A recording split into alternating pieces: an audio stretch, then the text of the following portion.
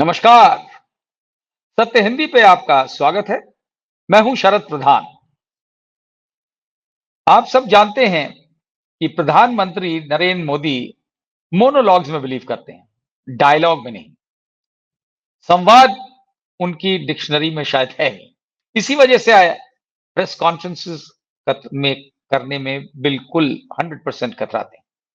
हाँ, जब उनकी अपनी एक्सक्लूसिव ऑडियंस उन्हें मिल जाए, तब वो किसी को इंटरव्यू देते हैं और एक खास एजेंसी है, दिल्ली बेस्ड न्यूज़ एजेंसी, जो कि बड़ी छोटी एजेंसी हुआ करती थी, लेकिन अब वो सरकार का पूरा काम उसी एजेंसी के पास है और प्रधानमंत्री का तो एक्सक्लूसिव इंटरव्यूज़ उसी में जाते हैं।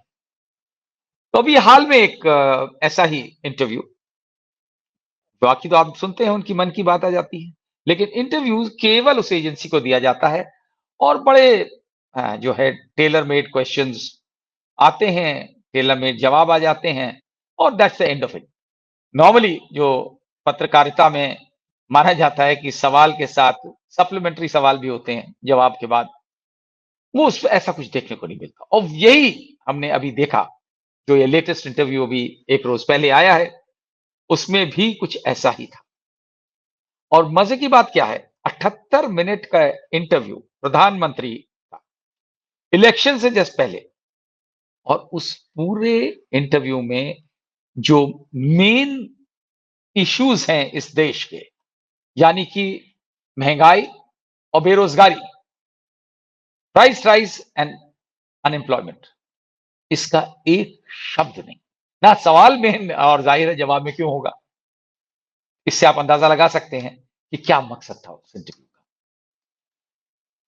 राहुल गांधी ने बड़े तरीके से अपने अंदाज में उस इंटरव्यू को बड़ा क्रिटिसाइज किया और उन्होंने कहा कि ये इंटरव्यू इसलिए हुआ था कि देश का जो सबसे बड़ा भ्रष्टाचार हुआ है, जो स्कैम हुआ है, घोटाला हुआ है, यानी कि इलेक्टोरल बॉन्ड्स, उसके बारे में अपनी सफाई देने के लिए। और ये बड़े जोर, इसमें कोई शक नहीं है कि ये one of the key issues था जिसके बारे में प्रधानमंत्री ने बहुत जोर दे करके कहा और ये समझाने की कोशिश करी कि इलेक्टोरल बॉन्ड्स दरअसल इसलिए थे कि देश में काला धन चुनाव में प्रयोग ना हो। वाह! इसलिए उन्होंने ये स्कीम निकाली थी।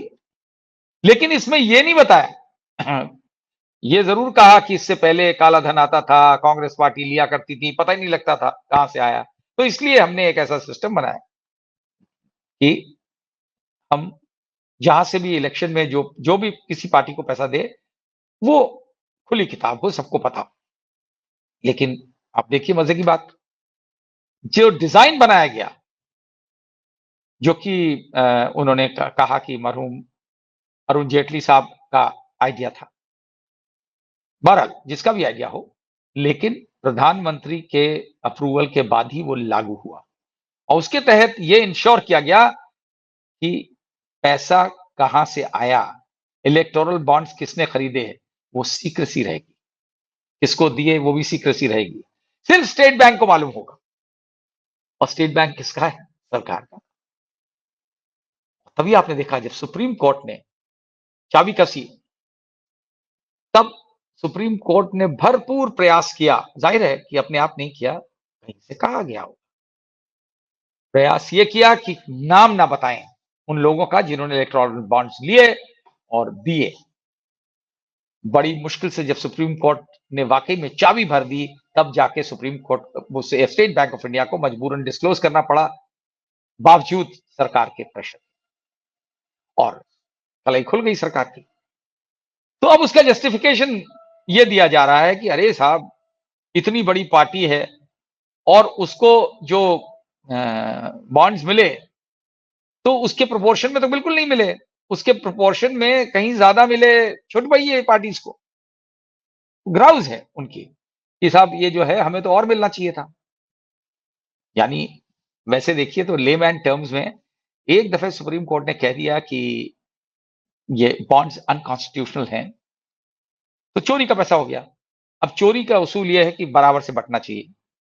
तो बीजेपी की ग्राउज़ बड़ी जेन्युइन थी कि भई ये तो गलत बात है, चोरी के माल में हमको ज़्यादा हिस्सा मिलना चाहिए था क्योंकि हम बहुत बड़ी पार्टी हैं। उसका जिस बोलते हैं साहब चोरी का पैसा नहीं था। अरे भाई, जब सुप्रीम कोर्ट ने कह दिया कि अनकॉन्स्टिट्यूशनल है, तो हाई मॉरल ग्राउंड वाली पार्टी, भारतीय जनता पार्टी को तो खुद ही लौटा देना चाहिए था पैसा। अपने आप बाकी लोग मजबूर होते कि अब आप बोलिए हमने पहल करी है, अब ये पैसा जो है पाक नहीं, साफ नहीं है। अब ये वैसे ही हो गया जैसे काला धन हुआ था किसी ज़माने में। तो सुप्रीम कोर्ट के आदेश के बाद इनको लौटा दें, लेकिन नहीं किया। कैसे लौटा दें 6 साढ़े 6 हज़ार करोड़ रुपया? बहरहाल, तो ये सफाई देने के लिए और उसमें किसी ने ये नहीं पूछा कि आपने इसमें सीक्रेसी का क्लॉज़ क्यों डाला? अगर आपका इंटेंशन था ट्रांसपेरेंसी का, ये नहीं पूछा गया सवाल। दूसरी बड़ी बात, उन्होंने ये भी क्लेम किया कि इलेक्शन कमीशन ऑफ इंडिया को उन्होंने बहुत सुधार दिया है। हाँ, वाक़ई में सुधार दिया है। भारतीय जनता पार्टी के लिए तो सुधारा ही वो कहा जाएगा कि सब कुछ वो करे, उस हिसाब से सरकार के माफ़िक करे, रूलिंग पार्टी के माफ़िक करे। आपने देखा किस तरह एक इलेक्शन कमिश्नर थे, अशोक लवासा, किस तरीके से, किस ह्यूमिलिएशन के साथ उनको बाहर किया गया। उसके बाद एक और इलेक्शन कमिश्नर ने हाल ही में रिज़ाइन किया, वो राज़ है अभी तक, जब खुलेगा तो पता लगेगा कि क्या वजह थी कि चीफ इलेक्शन कमिश्नर और उनमें जो डिफरेंसेस हुए, उसको लेके उन्होंने क्यों रिज़ाइन किया। अब चीफ इलेक्शन कमिश्नर तो खैर आप समझ सकते हैं, उनका जो काम है, इसको अगर इंडिपेंडेंट इलेक्शन कमीशन कहा जाए, ऑटोनोमस कहा जाए, तो इससे ज़्यादा हास्यास्पद बात नहीं।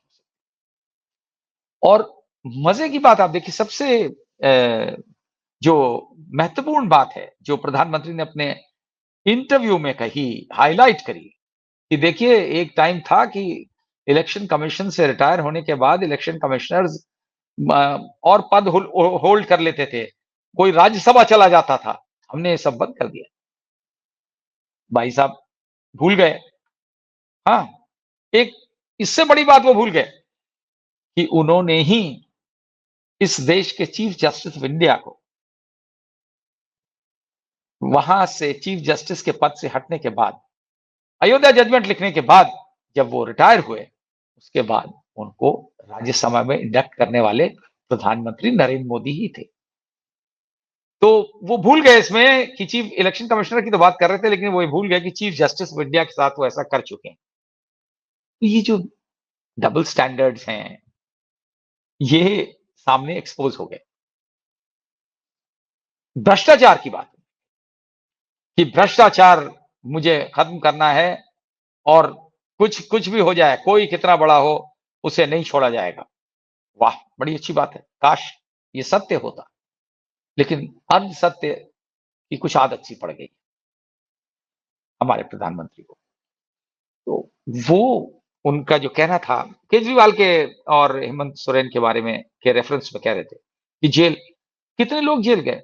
उन्होंने कहा कि साहब पूरी ईडी के जो एनफोर्समेंट डायरेक्टरेट की जितनी इन्वेस्टिगेशंस हैं, उनमें से कुल 3% जो है उसमें पॉलिटिशियंस। चलिए मान लिया कोई कोई किसी के पास कहीं से आंकड़ा नहीं है, जो भी बोल दें प्रधानमंत्री वो सत्य है। अगर 3% भी मान लें, तो ये तो मानना पड़ेगा कि उस 3% में 3 ही मान लिया आपने, 95% विपक्ष के लोग हैं। ये क्या बताता है? कि सारे चोर विपक्ष में हैं।